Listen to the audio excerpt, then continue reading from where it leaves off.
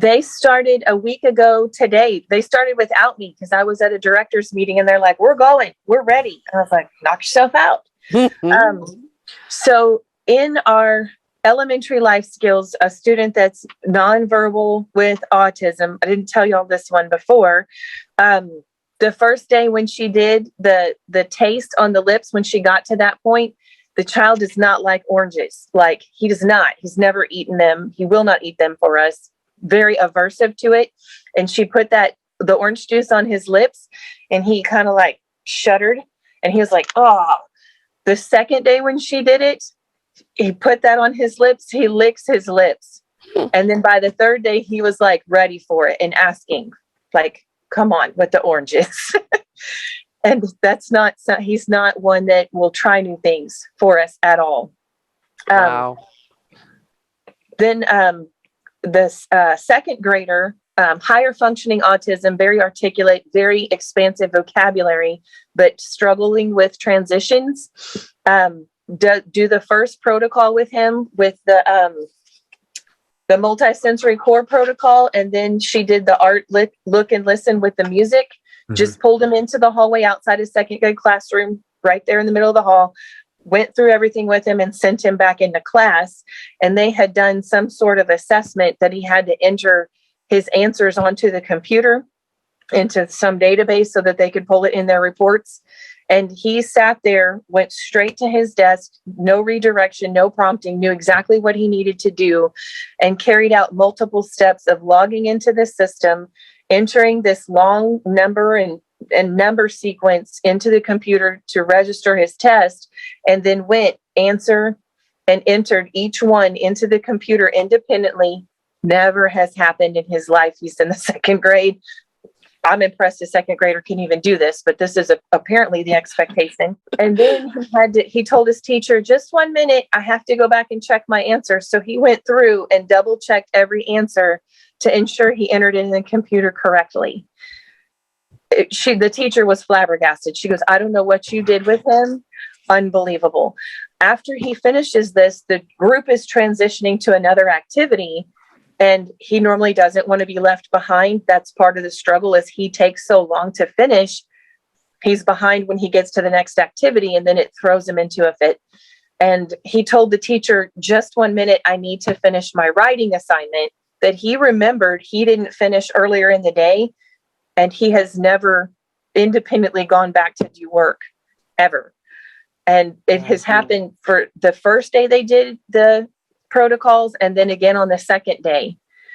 Then the counselor pulled in that same little group. He was part of it for their character ed sessions. And the counselor said, he looks like everyone else. I don't know what y'all did to him, but I can't kick him out of the group anymore. And he used to stand out because he's very fidgety and busy and talking and whining, very much drawing attention to himself. And that doesn't happen anymore. 2 days. 2 days. In the pre-K classroom, we have one that has a lot of meltdowns multiple times a week, just throws himself on the floor, rolls around like a fish, according to his teacher. And so he went into that mode and she ran and got vanilla from one of the other teachers. We didn't have all our tools yet for the smells. She runs up to him. Well, she goes up to him, had not started any of this with her class. And she was like, I need you to smell this. And he's like, ah, and she's like, just kind of waving it towards him. And she's like, I just want you to smell this. Oh, it smells so good. Do you want to try it? And he took a whiff of it and he looked at her and he smelled it a few more times. And he turned around and just walked over to his desk and sat down.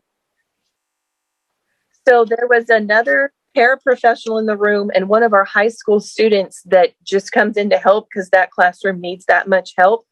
And their mouths fall open and they go, what did you do to him? And she was like, it's vanilla.